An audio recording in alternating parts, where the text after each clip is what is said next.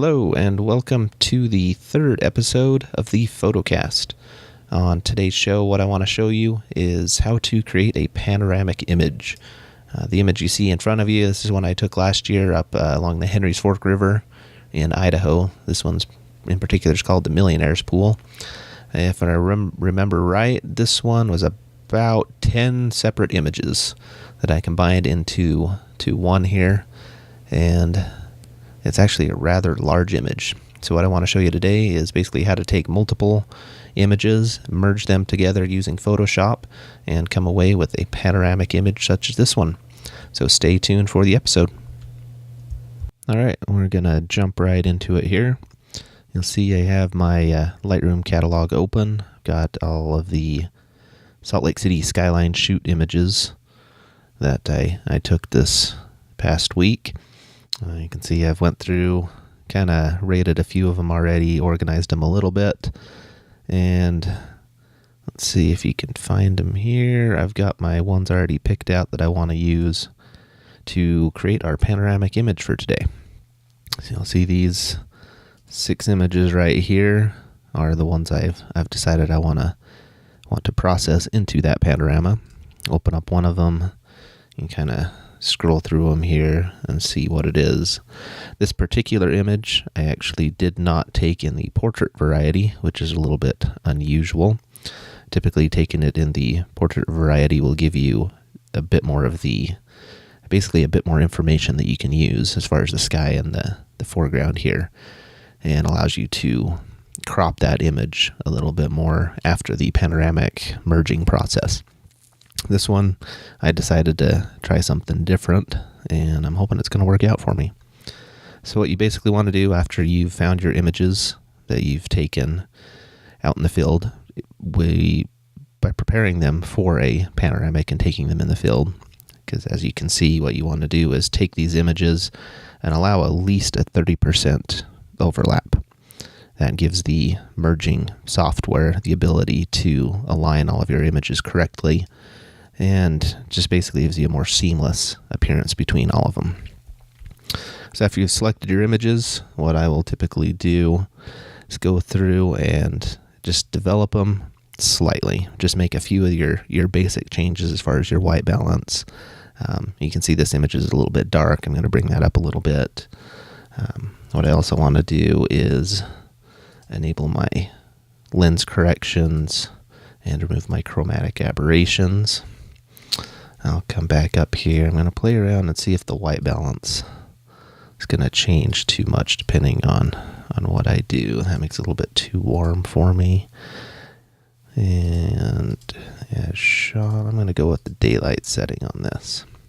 I'm going to take my highlights, bring those down a bit, bring my shadows up. It'll bring up that foreground there.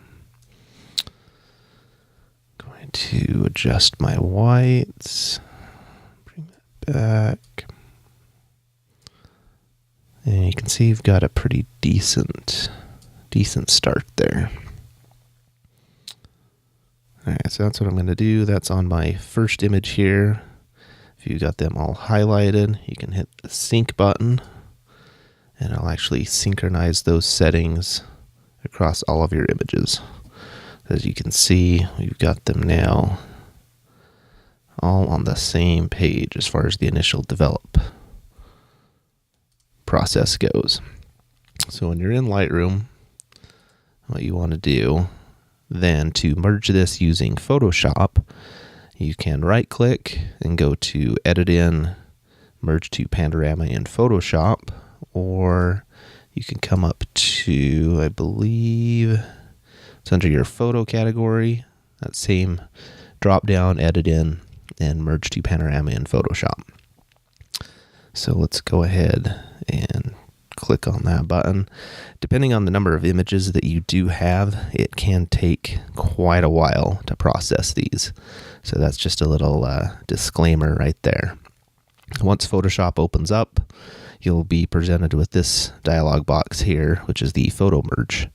And you can see you've got a few different options as far as how you want it to process your image.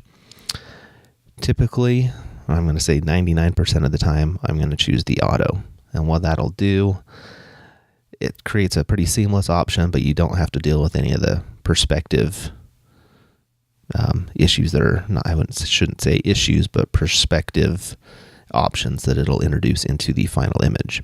So I just leave it selected on auto and hit OK. You'll see a few pop-ups. Your images will start being brought in here. And again, like I said, depending on the number of images you've used to create your panorama, it can take quite a while on this one. So I'm going to go ahead and pause this recording and let that finish up. All right, you can see Photoshop has finished up its photo merging process. Your image that you're going to end up, you'll see you've got a lot of jagged edges here. And basically that just comes from how the image was initially shot. You can see I don't use specialty panorama gear to take my panoramic images. And without using that, you can still come away with some amazing panoramics. You can see you've got all of your layers that Photoshop has created over here. And you can kind of see how it's gone through and what it's taken from each of those images. You can see it's taken more from some images and considerably less, such as this, from other images. Which, to me, I take that as I did a pretty decent job in overlapping my photos in order to get all of the information that I needed. And so once you've got this created, you can either go ahead and finish processing your images in Photoshop, or what I like to do is I'm going to basically just crop out the areas on the sides and the bottom that were not able to merge correctly. Let's see, let's pull in this side a little bit. Here, like so. And so you feel like you have a decent crop of it, just hit enter, or you can hit the little check mark up there. Both of them will do the same thing. And so now you're presented. Actually, you can see I've got my crop a little bit off on the bottom. So what I can do, and especially since I don't really care that much about all of this distracting industrial buildings down in the bottom here, I can crop that more so. And so there we've got our panoramic image. And now what you want to do is, again, like I said, you can either go through and finish processing this within Photoshop, make all of your contrast, exposure, saturation adjustments, or if you just go to File, Save, or hit Command S on a Mac or Control S on a PC, you'll do this. It'll actually save and re-import this back into your Lightroom library, which is a great feature and a great integration between the two of them in the event that you do use both pieces of software. So you can see we've got our saving at 97%, just about done here. Just another moment, and we'll go back to Lightroom, and you'll see it has re-imported our panoramic image into Lightroom.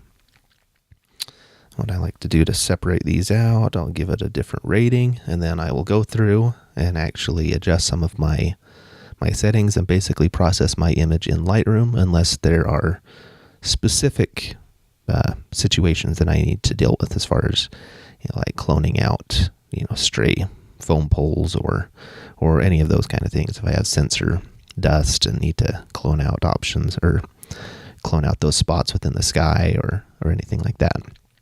But as far as the actual merging of the panoramic image, you are basically complete. And so what you do, make your changes, export this image out, and you'll have your panoramic image to show off to all your friends, print off into a nice wall-size mural, and basically just have a lot of fun with this. There's a lot of opportunities out there for creating some great panoramic images to give you kind of a wider field of view than you'd normally get from just a single image. So I've hoped you've enjoyed and learned a little bit from this episode of the Photocast on creating these panoramic images, and I hope you take that out into the field and create some of your own. All right, so that will conclude this third episode of the Photocast. Hope you've enjoyed learning how to create a panoramic image using Lightroom and Photoshop, and hopefully you can take that out into the field and create some great panoramas of your own. As you can see on the screen, I've went through and made a few tweaks to the image the panoramic image that we created in this episode. Made a few croppings, adjusted the saturation, contrast a little bit. Overall, not a lot was needed on this image. So there's the final result of that panorama, and hope you've enjoyed learning how to make it. And again, stay tuned for the next episode of the Photocast. I'm not exactly sure what we're going to talk about, but maybe we can venture into some HDR techniques or something of that sort. So I hope you've enjoyed, and thank you for watching.